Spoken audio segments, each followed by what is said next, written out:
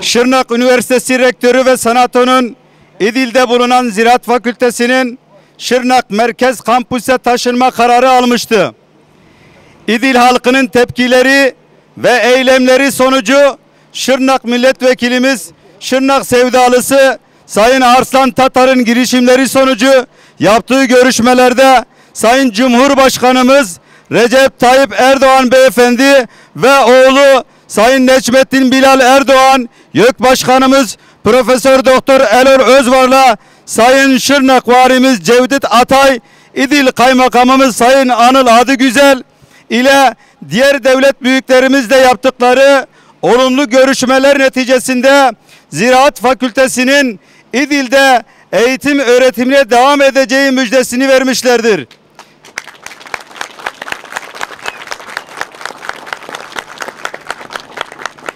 Ve aynı zamanda Gaziantep Hüdapar Milletvekilimiz, hemşerimiz Sayın Şehzade Demir'in de bu süreçte verdiği azmi desteklerinden dolayı kendilerine ayrı ayrı hasreten İdil halkı adına teşekkür ederiz.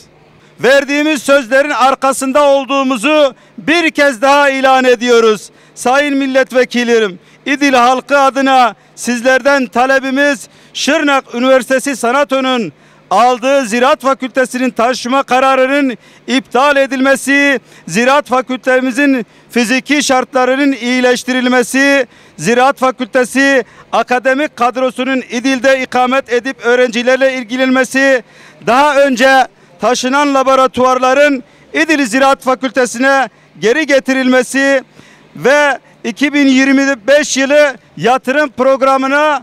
alınması, gerekli girişimlerin derhal yapılması İdil halkının talebidir.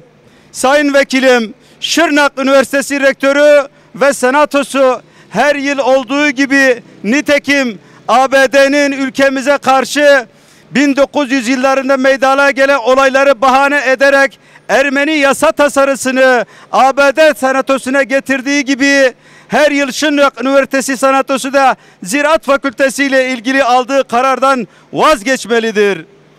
Kıymetli İdil halkı, Cumhurbaşkanımız Sayın Recep Tayyip Erdoğan Beyefendinin ve oğlu Necmettin Bilal Erdoğan'ın, milletvekilimiz Sayın Arslan Tatar'ın sizlere selamları var. Bu süreçte duyarlılık gösterip bizi destekleyen tüm devlet büyüklerimize, özellikle Sayın Cumhurbaşkanımız Recep Tayyip Erdoğan Beyefendinin ve oğlu Necmettin Bilal Erdoğan'a, milletvekilimiz Sayın Arslan Tatar'a, Hüdapar Gaziantep Milletvekili Sayın Şehzade Demir'e, Sayın Şırnak Valimiz Cevdet Atay'a, Sayın İlçe Kaymakamımız Anıl Adıgüzel'e, İdil Ziraat Odası Başkanlığı'na, Esnaf Sanatkarlar Odası Başkanlığı'na, Şırnak Ticaret Sanayi Odası Temsilciliğine, siyasi parti ilçe başkanlarına, Şırnak Barosu'na, İdil Eğitim Camiası'na, İdil Sağlık Camiası'na, İdil halkımıza, basınımıza, sivil toplum kuruluşlarımıza, esnaflarımıza, çiftçilerimize, muhtarlarımıza, iş insanlarımıza, bu işe gönül verip emek harcayan herkese ayrı ayrı teşekkür ederiz.